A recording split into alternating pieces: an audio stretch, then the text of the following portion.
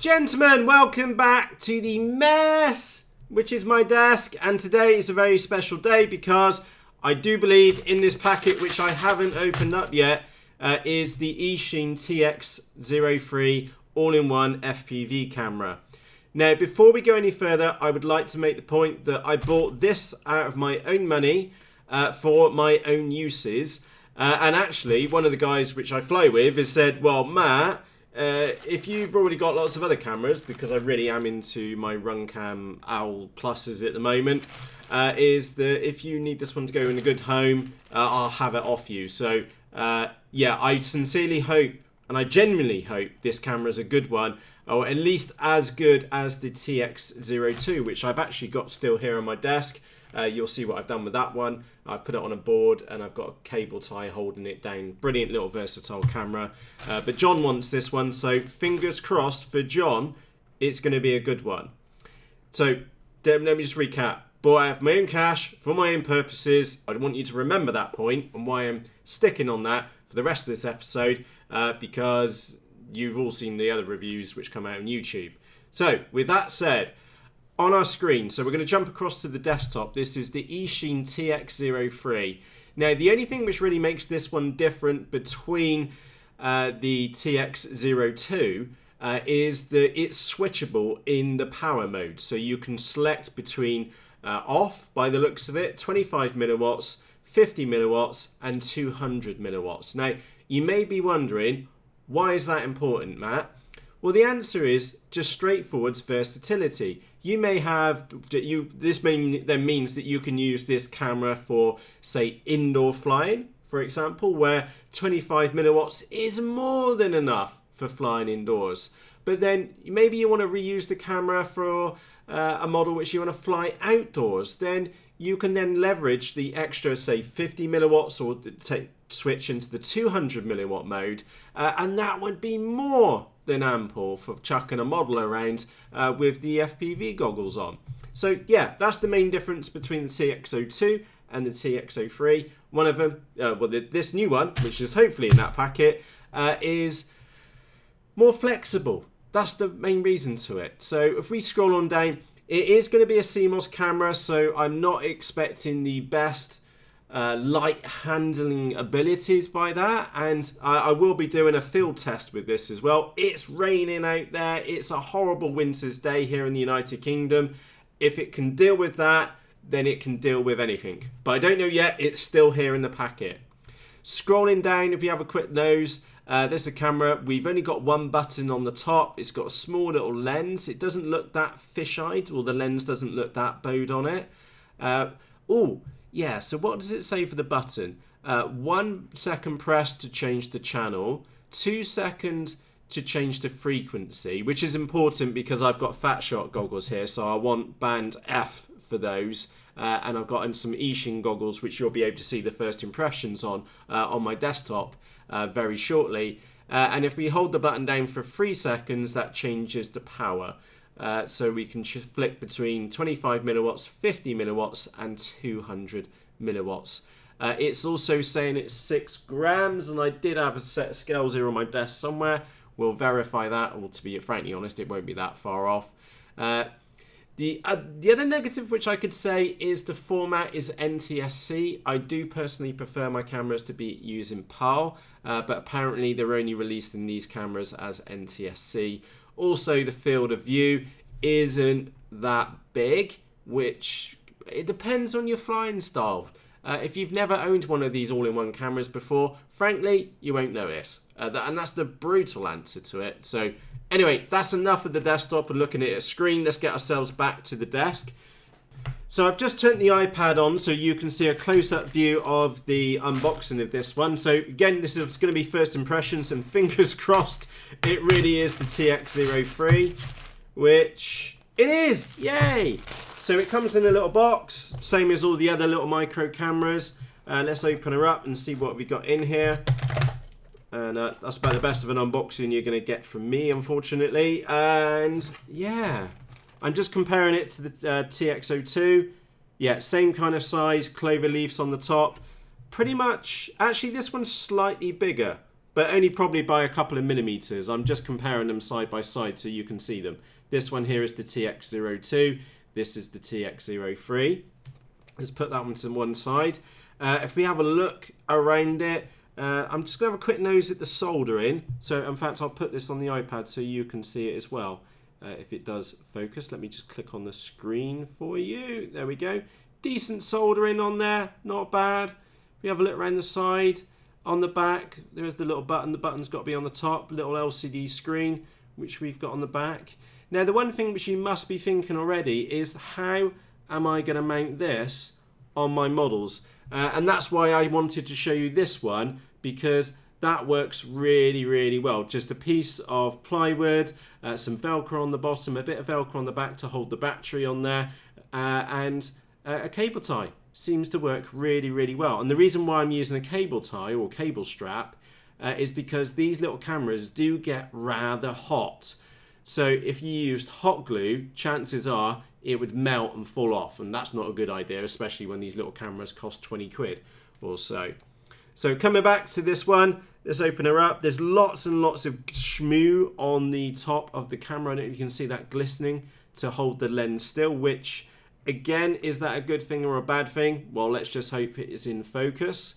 And let's go and get her powered up. Now, I did see that there was a lead here, and let's go and plug that in. I am just going to make sure that they've wired this the right way round. It's not unheard of for these power cables to be wired the wrong way round. And unfortunately, a couple of days ago, I did wire up a Runcam Eagle the wrong way round, and it had the magic pixie smoke come out of it. And I can tell you, Matt was not a happy boy. Oh, there are some instructions in there as well, which I'm sure we will not read. Anyway, let's go and plug this one on, and I'm just making sure in the wiring, and please do this on yours. Line a battery up. I've just got a 1S battery here. Do make sure that it goes red to red and black to black, and I'm being extra careful after I smoked a £45 FPV camera this week. Brilliant. Right, we're on. It just says channel 0, so I'm guessing is that if I press, we've gone to channel 2, 3, 4. Right, now I need band F for the fat shots to work, so I'm just going to hold that down for 2 seconds. That's band G. That's really helpful.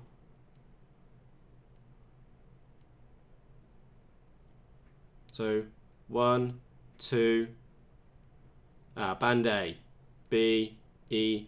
Right, I want band F. Brilliant. So that now means it's going to work in the fat shot goggles. Let me go and put these on here. By the way, if you're using another headset which has got auto scanning on them, then that's going to be fine. You probably won't need to do that. I'm just looking in the goggles, as you can hear by the beeps. Doesn't seem to be transmitting. So when it says 0, I'm guessing that means that it's not actually transmitting. So let's go and channel 6 apparently. So again, just checking the goggles.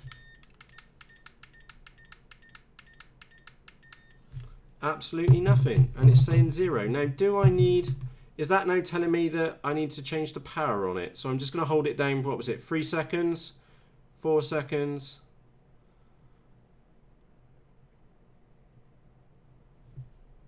I'm sure it said hold it down for 2, 3.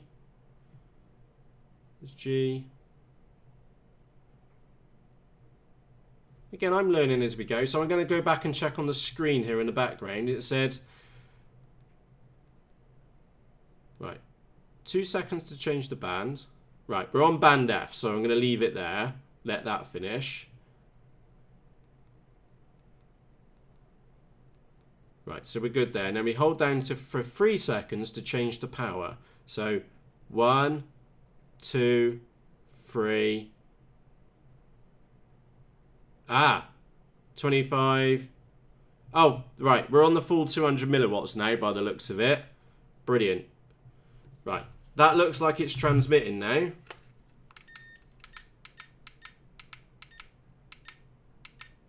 Aha! I've got it in the goggles. Brilliant. Right. Let me just go and get DVR recording. Right, I'm recording on the goggles, and I'm going to move this around, and I'll put this on the screen for you so you can see what I can see. Wow, okay, it's super bright colours. It's not as vibrant as, say, as the Runcam Owl, but that is a very unfair comparison because that is a £35 plus FPV camera, which obviously doesn't have the transmitter in it either. Just looking up at my desk, nice and bright.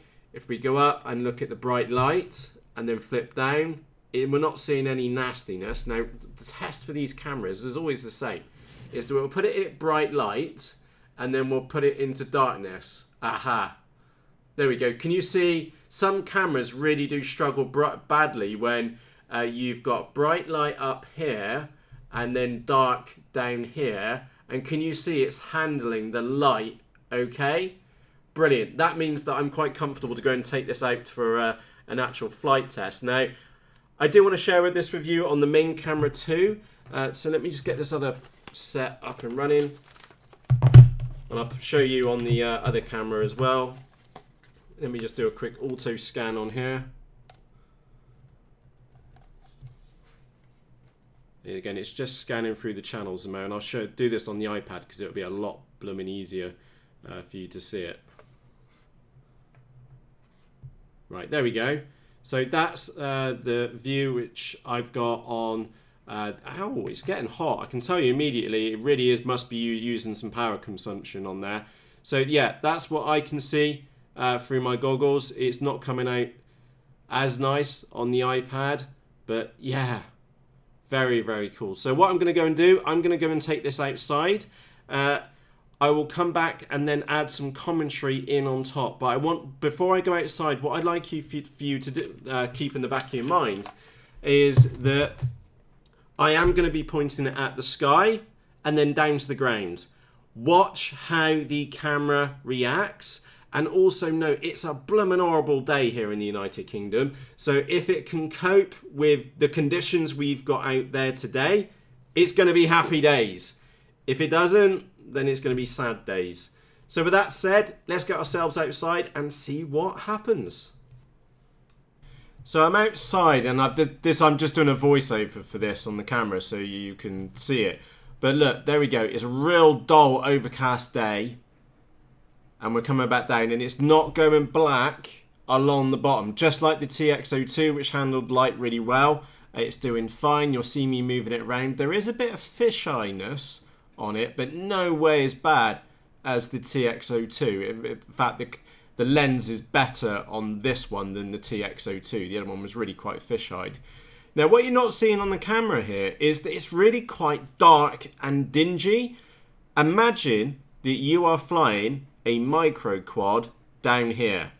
Would you ask yourself the question, would you feel on this horrible lighting day comfortable to fly around in a micro quad? And I can tell you it was quite dark and dingy in there, and look how bright those colours are. I almost ran back up to the office, and I think we get a thumbs up in a moment because I was there we go, I was really impressed with it. Right, in short, I'm super impressed. As we saw on the camera, I was moving it around. There's not so much like fisheye effect like what we had with the TX02. By the way, I did do a separate review on the TX02. The one negative, well, there was two negatives for that camera. The first negative was its fisheye effect. It was very fisheye-y. The other negative was the amount of power consumption for it, is because the device was getting really, really hot. This one over here does get very hot, and it does chomp through the batteries. Okay. Now, with that said, the TX03, same format. I do like the feature of being able to change the power, transmission power on it. That means for you that if you are flying indoors, you can fly it indoors and set it as 25 milliwatts and not get complaints off your flying buddies. Also, that means because you can then switch it up to 50 and 200 milliwatts, that also means that you can fly outdoors to a really good range. Let's be fair here. 200 milliwatts is a lot of power for what is a tiny, tiny little device. Now, let's get to the negative points. I did find that button pressing on the back a little bit awkward. But do take note, this is the first time I've used it. You've seen me unbox it out of the packaging, so I was getting used to the screen. I really don't think what it said on the screen about it being 1 second, 2 seconds and 3 seconds. It was more like 1 second to change the channel, about 3 seconds to change the frequency, and about 5 seconds to hold down to change the power rating. But that said, it was super clear what we needed to do on there. I knew, you knew, that it was being set at 200 milliwatts on here. And if I plugged it back in, I'm pretty sure if I just hold down the button, I can then cycle through, and we got 1 bar for 25 milliwatts, 50 milliwatts on 2 bars, and 3 bars for 200 milliwatts. Really, really straightforward to do. So that's a positive thing. There isn't much of a fisheye effect. Remember, this is what I was doing in my fingers when we saw it, and it was so dark down there. If this was on top of a micro quad, I would be super happy just flying in and around. I really would be. It was that bright. And do note, it's raining here in the United Kingdom. Well, you saw what the clouds were like. It was just thick, grey, horrible clouds. And if a camera can kind of cope with those conditions, that's happy days. And also, I was pointing it up at the bright light in the office and straight back down it again at the desk and underneath the desk to see how it reacted. We didn't get any of that horrible like black stuff which we normally see on really cheap CMOS cameras. We weren't getting that. Now, onto its negative points. Negative point number 1, that camera was getting hot in my hands. That means that you won't be able to use hot glue to hold this down to a model. You are going to have to use a mechanical fixing like I've done there, just a piece of plywood and a cable tie. The other negative point which I can think of is there's no case for it. Frankly, I now understand why there's no case for it, because it gets so hot. Okay, so that is a negative.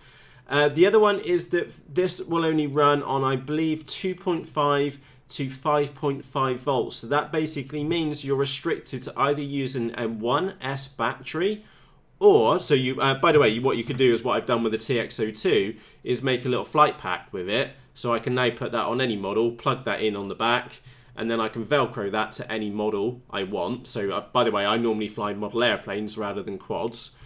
But that aside, if you chuck that one over there, with this one, you'd have to do the same as well.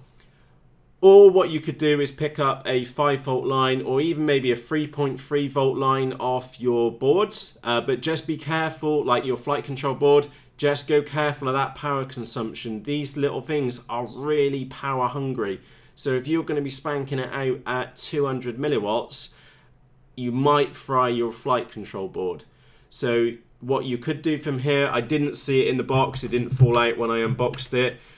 You can buy little converter boards which will then, or the step down boards which will step down from 2S or a 3S battery down to 5 volts. A straightforward Beck would do this. I'm sure you've come across those.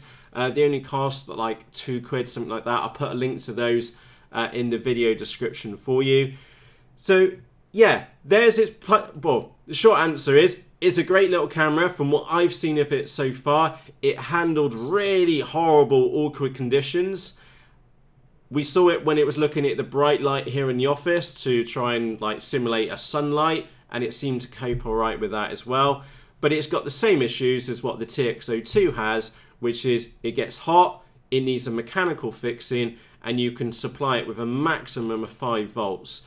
But all those things aside, nice and straightforward on the button. Again, I'm a bit ropey, and again, I'm sure you'll see more polished reviews on this camera, but we worked it out pretty quickly. I had a quick look on the screen, press the button, off we go, and it remembers the settings as well.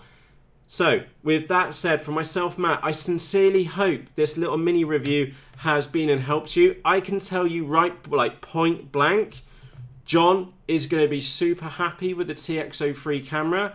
I know he is, because flying that indoors is going to be, I can't phrase this any more simply than piss easy, because the video quality was good on it. And also that now means that John can have a go at flying outdoors and doing some FPV outside and not have to really worry about the lighting conditions, which and some of the issues which you get with the cheaper FPV cameras where the light handling isn't very good. Now, those of you which haven't seen any of my other reviews, there's an Eachine MC01 micro FPV camera. Pretty good little camera for the money.